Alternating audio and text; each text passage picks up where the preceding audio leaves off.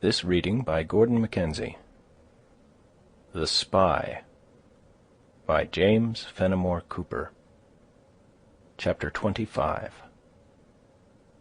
Quote, "No vernal blooms their torpid rocks array, but winter lingering chills the lap of May. No zephyr fondly soothes the mountain's breast, but meteors glare and stormy glooms invest." End quote. Goldsmith. The roads of Westchester are, at this hour, below the improvements of the country. Their condition at the time of the tale has already been alluded to in these pages, and the reader will, therefore, easily imagine the task assumed by Caesar when he undertook to guide the translated chariot of the English prelate through their windings into one of the less frequented passes of the highlands of the Hudson. While Caesar and his steeds were contending with these difficulties, the inmates of the carriage were too much engrossed with their own cares to attend to those who served them. The mind of Sarah had ceased to wander so wildly as at first, but at every advance that she made towards reason, she seemed to retire a step from animation. From being excited and flighty, she was gradually becoming moody and melancholy. There were moments, indeed, when her anxious companions thought that they could discern marks of recollection. But the expression of exquisite woe that accompanied these transient gleams of reason forced them to the dreadful alternative of wishing that she might forever be spared the agony of thought. The day's march was performed chiefly in silence, and the party found shelter for the night in different farmhouses. The following morning the cavalcade dispersed. The wounded diverged towards the river, with the intention of taking water at Peekskill, in order to be transported to the hospitals of the American army above. The litter of Singleton was conveyed to a part of the Highlands where his father held his quarters, and where it was intended that the youth should complete his cure. The carriage of Mr. Wharton, accompanied by a wagon conveying the housekeeper and what baggage had been saved, and could be transported, resumed its route towards the place where Henry Wharton was held in duress, and where he only waited their arrival to be put on trial for his life. The country which lies between the waters of the Hudson and Long Island Sound is, for the first 40 miles from their junction, a succession of hills and dales. The land bordering on the latter then becomes less abrupt, and gradually assumes a milder appearance, until it finally melts into the lovely plains and meadows of the Connecticut. But as you approach the Hudson, the rugged aspect increases, until you at length meet with the formidable barrier of the Highlands. Here the neutral ground ceased. The royal army held the 2 points of land that commanded the southern entrance of the river into the mountains, but all the remaining passes were guarded by the Americans. We have already stated that the pickets of the Continental Army were sometimes pushed low into the country, and that the hamlet of the White Plains was occasionally maintained by parties of its troops. At other times the advanced guards were withdrawn to the northern extremity of the country, and, as has been shown, the intermediate country was abandoned to the ravages of the miscreants who plundered between both armies, serving neither. The road taken by our party was not the one that communicates between the 2 principal cities of the States, but was a retired and unfrequented pass, that to this hour is but little known, and which, entering the hills near the eastern boundary, emerges into the plain above, many miles from the Hudson. It would have been impossible for the tired steeds of Mr. Wharton to drag the heavy chariot up the lengthened and steep ascents which now lay before them, and a pair of country horses were procured, with but little regard to their owners' wishes, by the 2 dragoons who still continued to accompany the party. With their assistance, Caesar was enabled to advance, by slow and toilsome steps, into the bosom of the hills. Willing to relieve her own melancholy by breathing a fresher air, and also to lessen the weight, Frances alighted as they reached the foot of the mountain. She found that Katy had made similar preparations, with the like intention of walking to the summit. It was near the setting of the sun, and from the top of the mountain their guard had declared that the end of their journey might be discerned. Frances moved forward with the elastic step of youth, and, followed by the housekeeper at a little distance, she soon lost sight of the sluggish carriage that was slowly toiling up the hill, occasionally halting to allow the cattle to breathe. "Oh, Miss Fanny, what dreadful times these be," said Katy, when they paused for breath themselves. "I knowed that calamity was about to befall ever sin' the streak of blood was seen in the clouds." "There has been blood upon earth, Katy, though but little is ever seen in the clouds." "Not blood in the clouds?" echoed the housekeeper. "Yes, that there has, often, and comets with fiery smoking tails. Didn't people see armed men in the heavens the year the war began? And the night before the Battle of the Plains wasn't there thunder, like the cannon themselves? Ah, Miss Fanny, I'm fearful that no good can follow rebellion against the Lord's anointed." "These events are certainly dreadful," returned Frances, "and enough to sicken the stoutest heart. But what can be done, Katy? Gallant and independent men are unwilling to submit to oppression, and I am fearful that such scenes are but too common in war." "If I could but see anything to fight about," said Katy, renewing her walk as the young lady proceeded, "I shouldn't mind it so much. 'Twas said the king wanted all the tea for his own family at one time, and then again that he meant the colony should pay over to him all their earnings. Now this is matter enough to fight about, for I'm sure that no one, however he may be lord or king, has a right to the hard earnings of another. Then it was all contradicted, and some said Washington wanted to be king himself, so that between the two, one doesn't know which to believe." "Believe neither, for neither is true. I do not pretend to understand myself all the merits of this war, Katy. But to me it seems unnatural that a country like this should be ruled by another so distant as England." "So I have heard Harvey say to his father that is dead and in his grave," returned Katy, approaching nearer to the young lady and lowering her voice. "Many is the good time that I've listened to them talking, when all the neighborhood was asleep. And such conversations, Miss Fanny, that you can have no idea on. Well, to say the truth, Harvey was a mystified body, and he was like the winds in the good book. No one could tell whence he came, or whither he went." Frances glanced her eye at her companion with an apparent desire to hear more. "There are rumors abroad relative to the character of Harvey," she said, "that I should be sorry were true." "'Tis a disparagement, every word on't," cried Katy vehemently.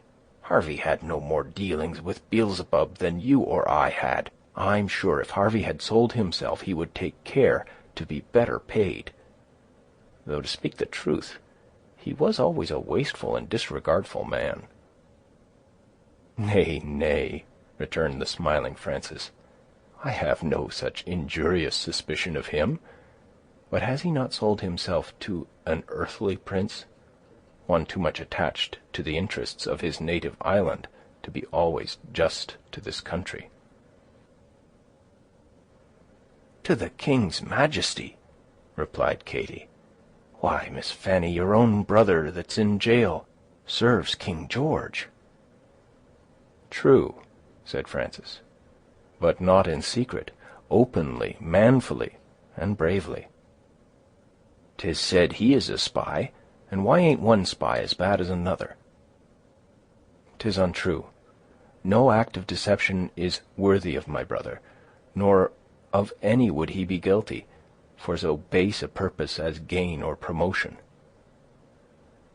"Well, I'm sure," said Katy, a little appalled at the manner of the young lady. "If a body does the work, he should be paid for it. Harvey is by no means particular about getting his lawful dues. And I darst to say, if the truth was forthcoming, King George owes him money this very minute." "Then you acknowledge his connection with the British army?" said Frances. "I confess there have been moments when I have thought differently." "Lord, Miss Fanny, Harvey is a man that no calculation can be made on. Though I lived in his house for a long concourse of years, I have never known whether he belonged above or below." Start footnote. The American party was called the party belonging above, and the British that of below. The terms had reference to the course of the Hudson. End footnote. "The time that Burgoyne was taken he came home, and there was great doings between him and the old gentleman, but for my life I couldn't tell if 'twas joy or grief.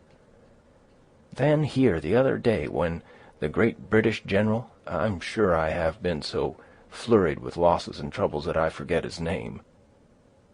"André," said Frances. "Yes, André. When he was hanged across the Tappan, the old gentleman was near hand to going crazy about it, and didn't sleep for night nor day till Harvey got back, and then his money was mostly golden guineas. But the Skinners took it all, and now he's a beggar, or what's the same thing, despisable for poverty and want." To this speech Frances made no reply, but continued her walk up the hill, deeply engaged in her own reflections. The allusion to André had recalled her thoughts to the situation of her own brother. They soon reached the highest point in their toilsome progress to the summit, and Frances seated herself on a rock to rest and to admire. Immediately at her feet lay a deep dell, but little altered by cultivation, and dark with the gloom of a November sunset. Another hill rose opposite to the place where she sat, at no great distance, along whose rugged sides nothing was to be seen but shapeless rocks, and oaks whose stunted growth showed a meagre soil. To be seen in their perfection, the highlands must be passed immediately after the fall of the leaf. The scene is then the finest, for neither the scanty foliage which the summer lends the trees, nor the snows of winter are present to conceal the minutest objects from the eye. Chilling solitude is the characteristic of the scenery, nor is the mind at liberty, as in March, to look forward to a renewed vegetation that is soon to check without improving the view. The day had been cloudy and cool, and thin, fleecy clouds hung around the horizon, often promising to disperse, but as frequently disappointing Frances in the hope of catching a parting beam from the setting sun. At length a solitary gleam struck on the base of the mountain on which she was gazing, and moved gracefully up its side, until, reaching the summit, it stood for a minute, forming a crown of glory to the somber pile. So strong were the rays, that what was before indistinct now clearly opened to the view. With a feeling of awe at being thus unexpectedly admitted, as it were, into the secrets of that desert place, Frances gazed intently, until, among the scattered trees and fantastic rocks, something like a rude structure was seen. It was low, and so obscured by the color of its materials that but for its roof and the glittering of a window, it must have escaped her notice. While yet lost in the astonishment created by discovering a habitation in such a spot, on moving her eyes, she perceived another object that increased her wonder. It apparently was a human figure, but of singular mold and unusual deformity. It stood on the edge of a rock, a little above the hut, and it was no difficult task for our heroine to fancy it was gazing at the vehicles that were ascending the side of the mountain beneath her. The distance, however, was too great to distinguish with precision. After looking at it a moment in breathless wonder, Frances had just come to the conclusion that it was ideal, and that what she saw was a part of the rock itself, when the object moved swiftly from its position and glided into the hut, at once removing every doubt as to the nature of either. Whether it was owing to the recent conversation that she had been holding with Katy, or to some fancied resemblance that she discerned, Frances thought, as the figure vanished from her view, that it bore a marked likeness to Birch, moving under the weight of his pack. She continued to gaze towards the mysterious residence, when the gleam of light passed away, and at the same instant the tones of a bugle rang through the glens and hollows, and were re-echoed in every direction. Springing on her feet, the alarmed girl heard the trampling of horses, and directly a party in the well-known uniform of the Virginians came sweeping round the point of a rock near her, and drew up at a short distance. Again the bugle sounded a lively strain, and before the agitated Frances had time to rally her thoughts, Dunwoodie dashed by the party of dragoons, threw himself from his charger, and advanced to her side. His manner was earnest and interested, but in a slight degree constrained. In a few words he explained that he had been ordered up with a party of Lawton's men, in the absence of the captain himself, to attend the trial of Henry, which was fixed for the morrow; and that, anxious for their safety in the rude passes of the mountain, he had ridden a mile or two in quest of the travellers. Frances explained, with trembling voice, the reason of her being in advance, and taught him momentarily to expect the arrival of her father. The constraint of his manner had, however, unwillingly on her part, communicated itself to her own deportment, and the approach of the chariot was a relief to both. The major handed her in, spoke a few words of encouragement to Mr. Wharton and Miss Peyton, and, again mounting, led the way towards the plains of Fishkill, which broke on their sight, on turning the rock, with the effect of enchantment. A short half-hour brought them to the door of the farmhouse, which the care of Dunwoodie had already prepared for their reception, and where Captain Wharton was anxiously expecting their arrival. End of chapter 25.